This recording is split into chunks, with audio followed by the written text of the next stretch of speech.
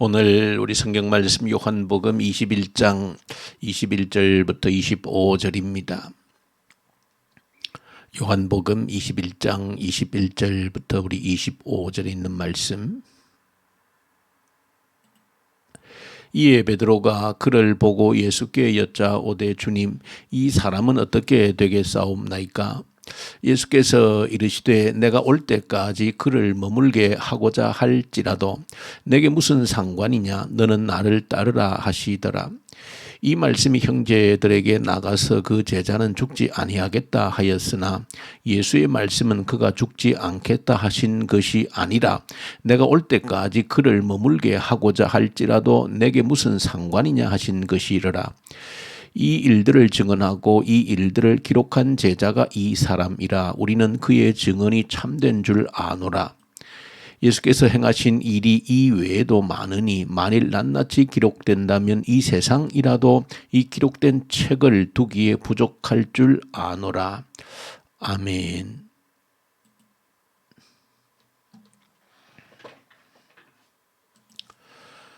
요한복음 21장은 요한복음의 마지막 기록이면서도 좀 더 크게 보면 복음서 전체, 예수님의 생애를 기록하고 있는 복음서 전체의 마지막 장이다. 그렇게 우리가 볼 수도 있습니다. 그리고 이 복음서가 끝이 나면서 이제 사도행전, 교회의 역사가 시작되고 있다라고 하는 것도 의미가 있는 부분입니다.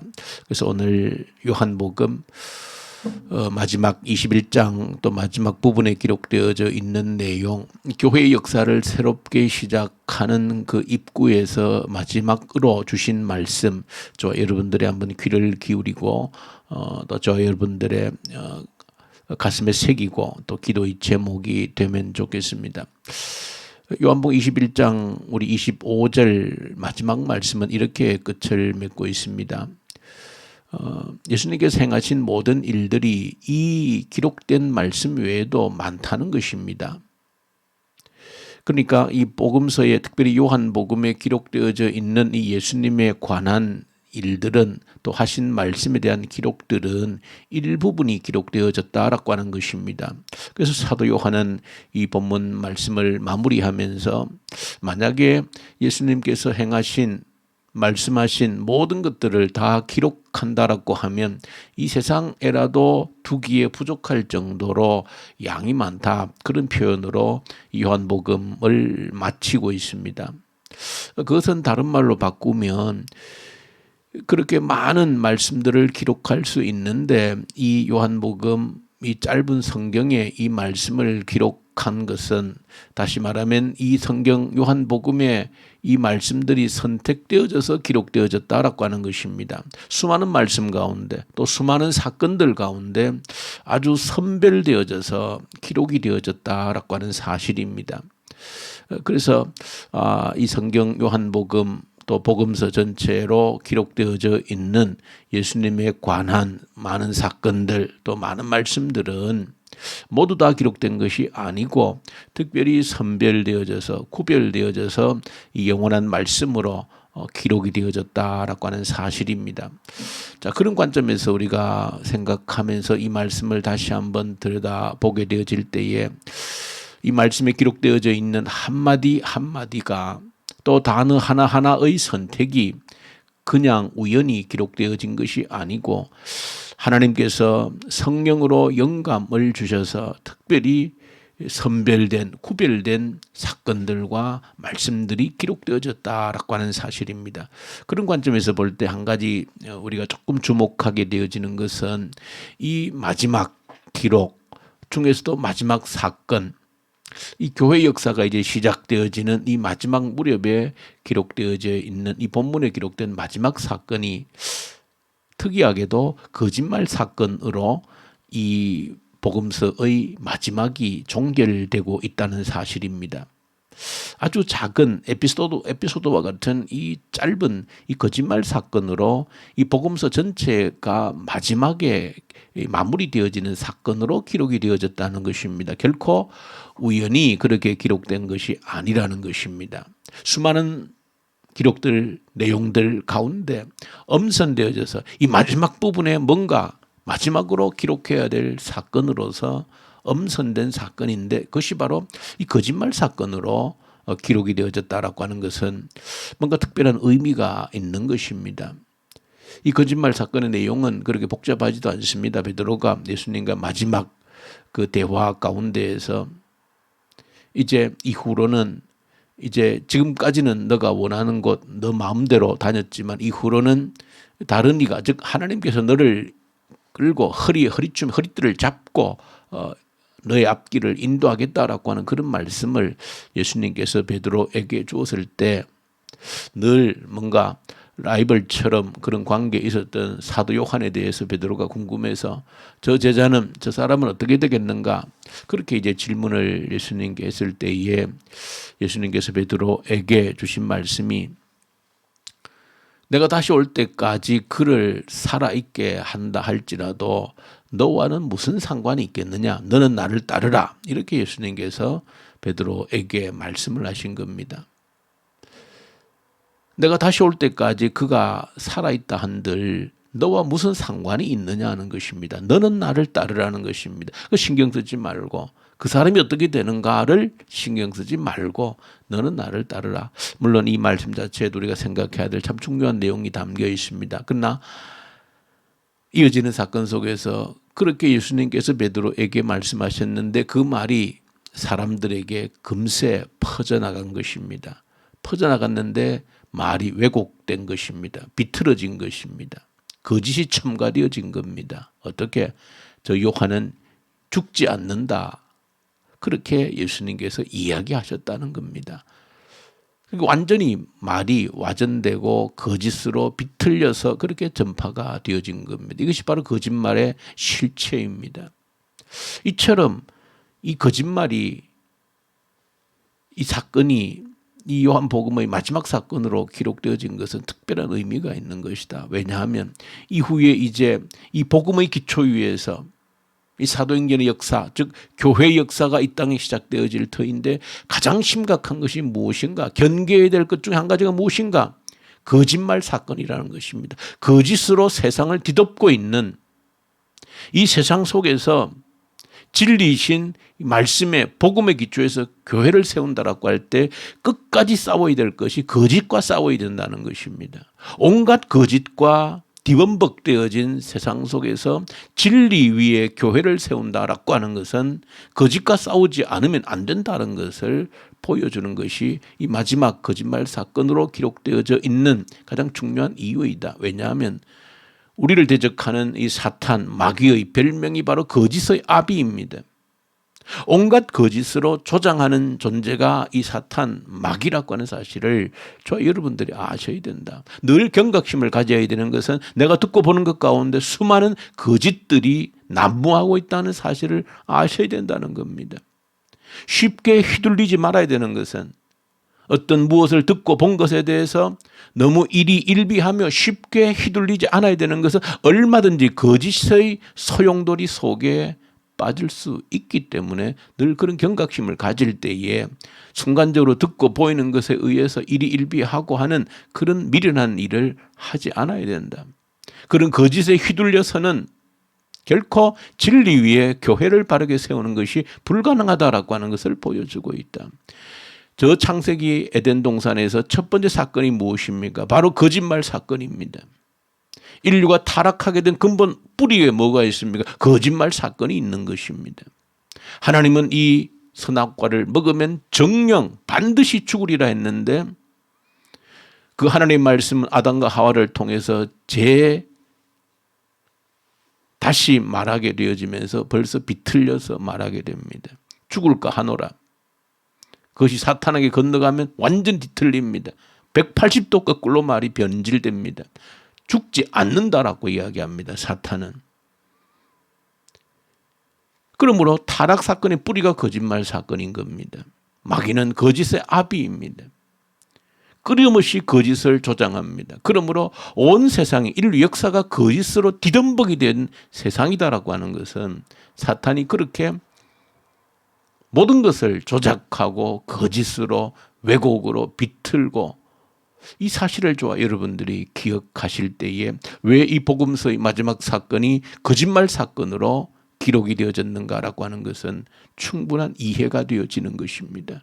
이후에 세워질 주님의 교회가 이 거짓과의 싸움에서 승리하지 못하면 결코 진리 위에 교회를 바로 세우는 것이 불가능하다라고 하는 사실을 일깨워주고 있다. 온 세상이 거짓투성이일 수 있다는 것입니다. 어쩌면 내가 배우고 듣고 한 것이 진실인 것처럼 알고 있는 것이 어쩌면 모두 다 거짓으로 왜곡되어져 있는 것일 수도 있다라고 하는 사실을 한 번쯤 기억하셔야 되는 겁니다. 이후에 언젠가 우리가 주님 앞에 가서 진실을 마주 대하게 될 때에 내가 알고 있었던 진실이라고 믿었던 것이 모두 다 거짓의 조작에 그런 것 드러날 때 우리가 얼마나 통탄할 일이 발생하겠는가라고 하는 것입니다. 그럼 어떤 의미에서 우리가 신앙생활이라고 하는 것은 진실을 찾아가는 여정입니다. 진실을 찾아가는 여정이 우리의 신앙생활이요 믿음 생활이라고 하는 것입니다. 사탄이 온갖 거짓으로 조장해 놓은 거짓으로 뒤덮해 놓은 이 세상에서 진실을 찾아가는 여정이 바로 우리 구원의 여정이다. 오늘 호세아서 12장에서도 북이스라엘 이 백성들이 멸망하게 되어지는 그 근본 이유 가운데 뿌리를 보면 역시 거짓입니다. 거짓에 쏟고 있는 것입니다.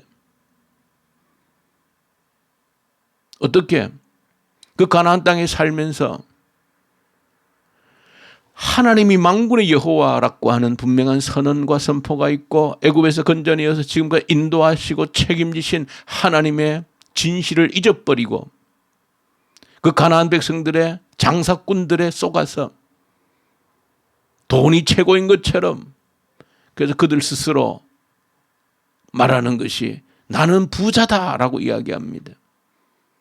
그 말 속에는 돈이 내 인생을 책임질 수 있다라고 하는 고백이 거기에 담겨 있는 겁니다. 그것은 바로 그 땅에 살고 있는 그 가나안 사람들, 페니키아 사람들, 두로 사람들, 지중해 무역 상권을 쥐고 있었던 그들 돈이 모두 전부이다. 돈이면 된다라고 하는 그런 세상의 거짓말에 이 백성들도 쏘가 들었다는 것을 보여주고 있는 겁니다. 그들이 멸망하게 된 근본 이유 중에 한 가지가 역시 거짓입니다. 하나님의 자리를 돈이 대체하도록 만든 그 사탄의 거짓에 그들이 100% 쏘가 넘어간 것입니다. 그래서 그들 마음속에 돈이면 된다. 내가 부자다라고 하는 그들의 그 고백 속에는 그 거짓의 사탄의 조장 속에 거짓의 언젠가는 깨닫게 되는 것이죠. 아, 이것이 아니네. 돈이 나를 살리는 것이 아닌데라고 하는 것을 곧 처절하게 깨달을 날이 오게 되는 것이죠. 여러분들이 사탄이 조작한 거짓말에 속지 않아야 된다라고 하는 것입니다. 신앙생활이라고 하는 것은 진실을 찾아가는 여정입니다. 사탄이 곳곳에 뿌려놓은 뒤범벅해놓은 거짓 속에서 진실을 찾아가는 것이 우리 신앙생활의 믿음의 여정이다라고 하는 사실을 저와 여러분들이 기억하고 이 말씀을 붙들고 있는 이유가 어디 있겠습니까? 이 말씀만큼은 하나님께서 성령으로 감동하셔서 진실을 유지해온, 보증해온 진실 그 자체가 성경이기 때문에 이 성경으로서 우리가 여러분들이 이 진실을, 잃어버린 진실을 온 세상의 거짓으로 포장된 속에서 진실을 찾아가는 그 여정이 우리 신앙생활이라 할 때 이 말씀을 붙들고 이 성경 속에서 인생을, 사람을 무엇이라고 얘기하는지, 무엇이 잘못되었다고 얘기하는지, 어디로 가야 하는지, 이 모든 것들이 이 성경은 우리의 잃어버린 진실을 찾아가게끔 하는 이 구원의 여정을, 이 진실을 찾아가는 여정으로 말씀하고 있다 하는 것을 저 여러분들 기억하고, 이 사실을 기억하지 못한 교회에서도 온갖 사탄이 거짓을 뿌립니다. 한마디만 말이 건너가면 왜곡됩니다. 말이 왜곡되고 조작되고, 그래서 온갖 문제를 만들고, 그 거짓에 쏙히고 쏙아서 울고 웃고 분노하고 싸우고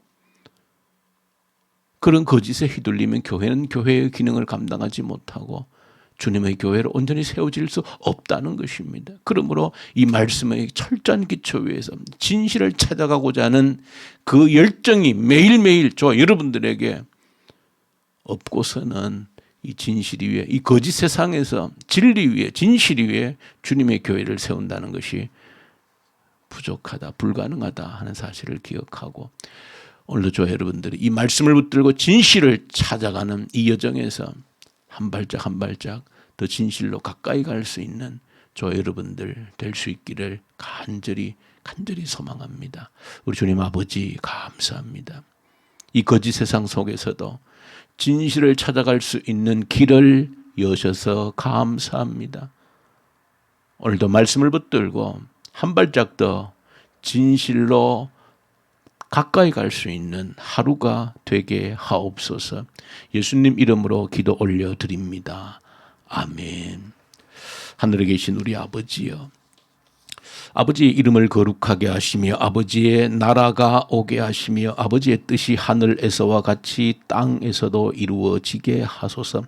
오늘 우리에게 일용할 양식을 주시고 우리가 우리에게 잘못한 사람을 용서하여 준 것 같이 우리 죄를 용서하여 주시고 우리를 시험에 빠지지 않게 하시고 악에서 구하소서. 나라와 권능과 영광이 영원히 아버지의 것입니다. 아멘. 주신 말씀 가지고 간절히 우리 함께 기도 올려드리십시다. 진실을 찾아가게 하십시오. 거짓에 휘둘리지 않고 오직 말씀을 붙들고 진실을 찾아가는 저희들 되게 하시옵소서. 간절히 기도하고 이 나라와 북한 땅을 간절히 올려드리십시다. 진실을 찾아가는 이 나라 되게 해주십시오. 진실의 역사를 찾아가는 이 나라가 되게 하시고 온 세상이 거짓에 휘둘리지 않도록 도와주십시오. 간절히 기도하십시다. 북한 땅의 악한 정권이 소멸되게 달라고 기도하고 코로나 앞에서 우리의 믿음이 견고해지는 기회가 되게 해달라고 기도하고 오늘 우리 청년대학부를 위해서 간절히 기도하십시다. 우리 청년대학부가 이 교회의 기둥이 되고 뿌리가 되게 해주십시오. 우리 청년대학생들이 말씀의 믿음의 뿌리를 내리게 하시고 이 교회를 책임지는 그 역할을 감당케 하시고 주님 우리 청년들 이 땅에서 마음껏 일할 수 있는 일자리 주십시오. 하나님의 능력과 영광을 나타낼 수 있는 그런 일자리를 주십시오. 취업 때문에 학업 때문에 공부하는 우리 주의 청년들에게 지혜와 총명을 주십시오. 해외에 있는 자녀들 또 군복무하는 자녀들을 붙들어 주시고 때가 되면 합당한 배필을 주셔서 아름다운 믿음의 감정을 이루어가는 주의 청년들이 되게 하십시오. 위해서 간절히 우리 기도로 올려드리십시다. 우리 선교사님들 말씀과 성령으로 이 새벽에도 충만케 해주십시오. 그리고 환자들 간절히 올려드리십시다. 능력 역사하실 우리 하나님께 우리 환우들 이름 올려드리고 우리 임직식 또 은퇴 또 취임 위해서 간절히 주님 앞에 기도를 올려드려서 참으로 신실한 주의 종들이 임직되게 하셔서 이들을 통해서 주의 교회가 참 주의 교회로 세워지게 하시옵소서. 간절히 우리 기도로 올려드리십시다. 우리 기도하십시다.